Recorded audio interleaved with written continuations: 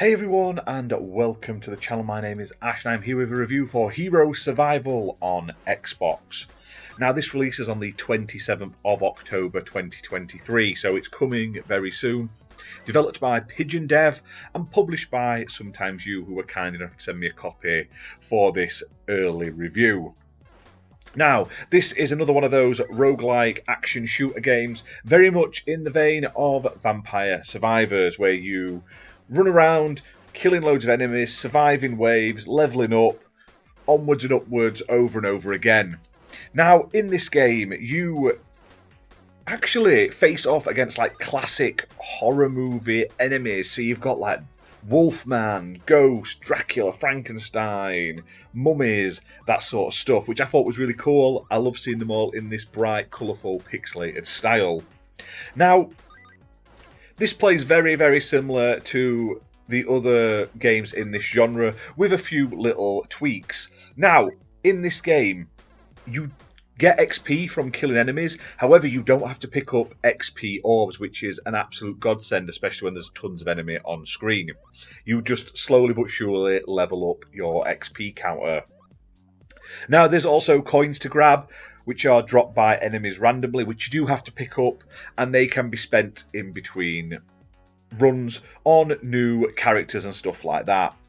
Now, you also have 3 different sort of styles of playing this game. So one thing that's different, when you first level up in this game, you have to pick one of the 3 sort of options. So you've got the cryomancer, which sort of freezes enemies.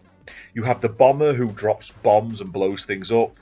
Or you have the gunslinger, which like focuses on your sort of weapon abilities and stuff like that. And this is something that makes this game a little different. It lets you sort of customize the playstyle right from the off to the sort of style you want. Now, I've played all 3 styles. I particularly preferred the bomber, because when you level that up, you're just dropping bombs behind you, which are like exploding randomly and stuff like that, and it makes it much easier to disperse crowds later on. And I didn't really get on with the gunslinger, but it was nice that I had that option there.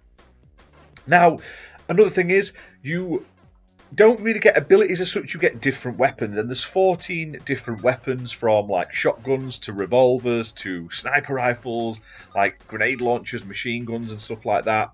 You can equip up to 4 of them at once. You start off with 1, and randomly when you level up, you either get to pick a skill or like an item to help you, and then at the end of each of the waves, because this is a wave-based game, you then get to pick a weapon or item as such. So there's 2 ways to improve your character. When you've killed enough enemies and you've leveled up, you can pick one of 3, which are nice, like the good old-fashioned sort of, I'm going to pick one of these sort of perks. And then if you survive each round, and they go up in like increased length, so like round 5 is much longer than round 3, and etc, and it gets longer and harder with more enemies.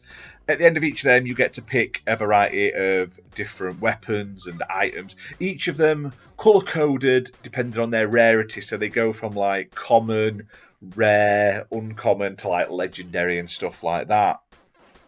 So you end up with like dozens of different skills, all these different weapons, and basically hundreds of different item combinations that you can mix and match to your playstyle, and I really like that.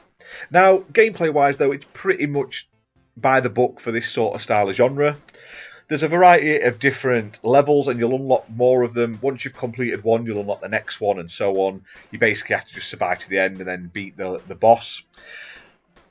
Once you've finished a run, if either by dying or surviving to the end, you can then spend your gold that you've amassed on new characters, and there's a variety of different characters, including like funny ones like Abraham Lincoln and stuff like that, and also on new starting weapons, so you don't just start with the sort of bog standard pistol.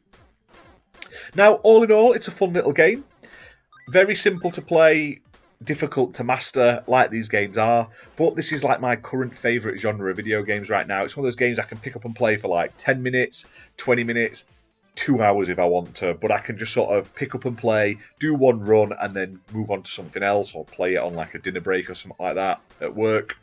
Really, really fun.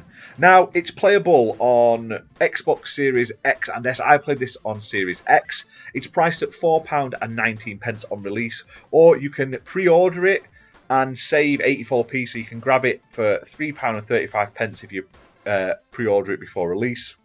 And there's also a free trial you'll be able to get as well, so you can check it out. Now, there's also an Xbox One version. This is exactly the same, it's just made for Xbox One. It doesn't have the sort of improvements in like resolution and FPS that the Series X and S version has. Not that there's much difference between them, because this is a very simple game in terms of like graphics and stuff like that. But it does mean for achievement hunters out there, it's stackable. So that's 2,000 gamer score for the same game you can get basically if you purchase both versions. Now, check this one out if you like these type of vampire survivory roguelike action shooter games. I love them, and this is a really good one actually.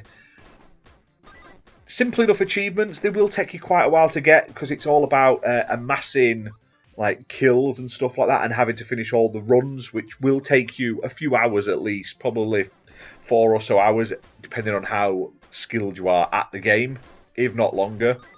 But it's fun, it looks great, it's got this chunky, colourful, bright, pixelated art style, and I love it. All the enemies look fantastic, the variety of weapons and characters is great, and the ability to customise your sort of play style is a nice breath of fresh air to this genre compared to some of the games I've played.